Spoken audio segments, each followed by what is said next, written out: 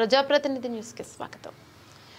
తిట్లు ఆరోపణలు బంద్ చేద్దాం, అభివృద్ధిపై ఫోకస్ పెడదాం. కేంద్ర రాష్ట్రాల సమన్వయంతోనే అభివృద్ధి సాధ్యం. కేంద్రం పక్షాన సంపూర్ణ సహకారం అందించే బాధ్యత తీసుకుంటా. గ్రామాల అభివృద్ధితోనే రాష్ట్ర దేశ అభివృద్ధి సాధ్యం. ఏ కుల సంఘమైనా ఆ కుల పేదలను ఆదుకుంటేనే ఆ సంఘాలకు మనుగడ అని కేంద్ర హోంశాఖ సహాయ మంత్రి బండి సంజయ్ కుమార్ అన్నారు. సిరిసిల్ల పట్టణంలోని మున్నూరు కాపు సంఘ కళ్యాణ మండపానికి విచ్చేసి 10 లక్షల ఎంపీ ల్యాడ్స్ నిధులతో చేపట్టిన అభివృద్ధి కార్యక్రమాలకు శంకుస్థాపన చేశారు. కళ్యాణ మండపం ఆవరణలో మొక్కలు నాటారు.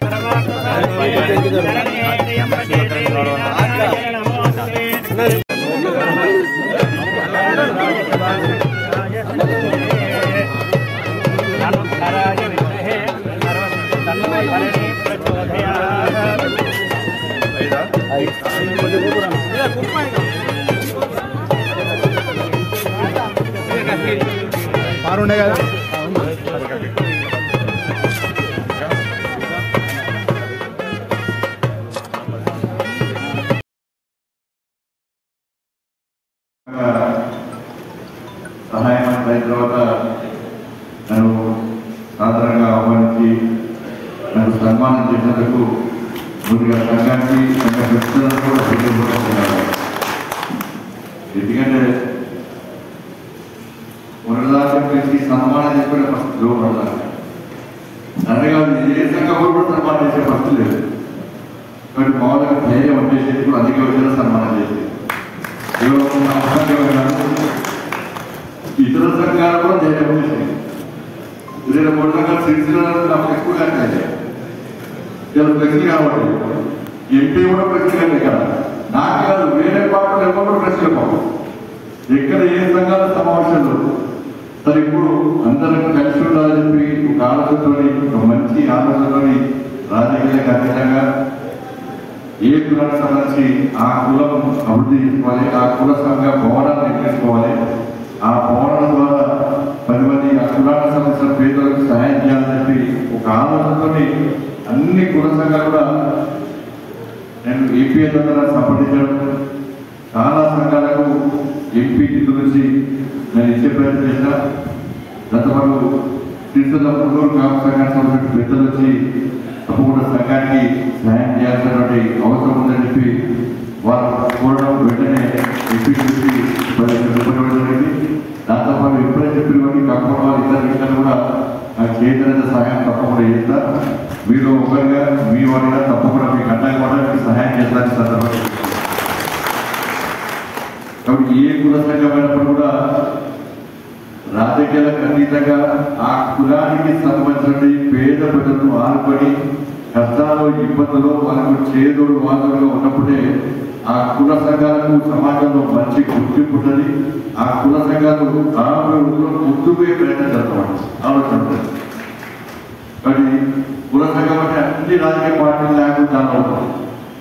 కాబట్టి అందరూ కూడా రాజకీయాలను పక్కబెట్టి అధికారంలో ఏ పార్టీలో పార్టీతో సహాయం తీసుకోవాలి తప్పదని అనమాట. నేను ఎంపీ ఉన్నా కాబట్టి భారతీయ జనతా పార్టీ సంబంధించి చాలా మంది ఈ కులానికి సంబంధించిన నాయకులు కాబట్టి దాని ద్వారా సహాయం చేసుకునే అవకాశం చేస్తుందని ఇబ్బంది. కాబట్టి ఆ నిధులను మనం అందరికీ ఉపయోగపడే విధంగా చేసుకున్నట్టు చేయాలి. దానికి చాలా సందర్భంలో చాలా కులసంగా నాయకులు వచ్చి మేము ఆ ఫీజు పెట్టుకుంటామంటే ఎక్కడ పైసలు లేదు. కార్యాలయం పెట్టుకుంటే దాంట్లో పేదలకు లాభం ఓన్లీ ప్రెసిడెంట్, సెక్రటరీ, ట్రెజరర్ వాళ్ళకు మాత్రమే కార్యాలయం.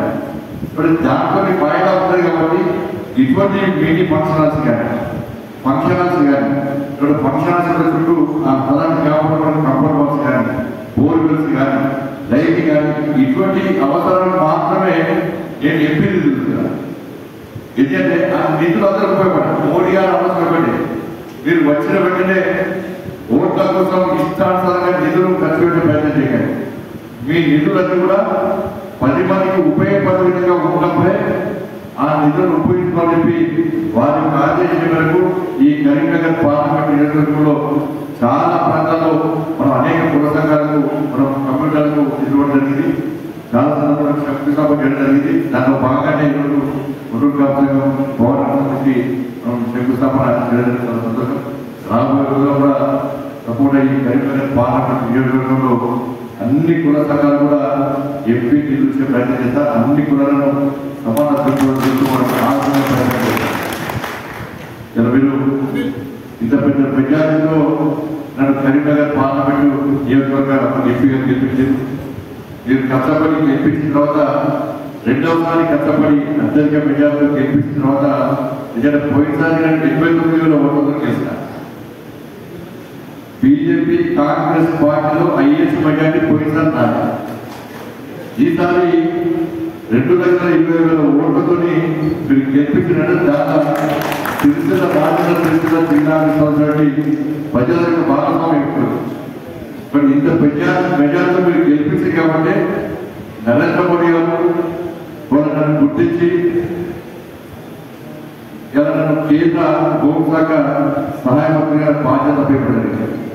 సరే ఏంటంటే ఇప్పుడు అన్ని విషయాలు మాట్లాడాలి, గతం లెక్క మాట్లాడాలి, గతం లెక్క ఊరికి పోరాలి. కాబట్టి తప్పకుండా ఏ లెవెల్లో కూడా ఈ కరీంనగర్ పార్లమెంట్ నియోజకవర్గం అభివృద్ధి కోసం తప్పకుండా నా తప్పకుండా కృషి చేస్తా.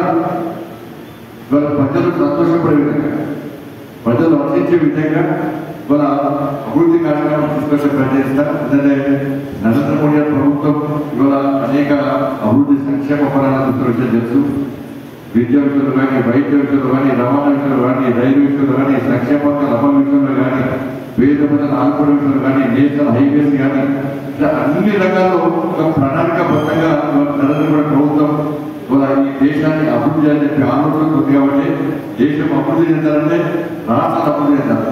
రాష్ట్రాలు అభివృద్ధి చెందాలంటే మన నియోజకవర్గాలు, మండలాలు, గ్రామీణ ప్రాంతం కూడా అన్ని సౌకర్యాలతో ప్రజలు ఆదుకునే ప్రయత్నం చేస్తే గ్రామాల అభివృద్ధి చెందనే ఈ రాష్ట్రం అభివృద్ధి, ఈ రాష్ట్రం అభివృద్ధి చెందనే ఈ దేశం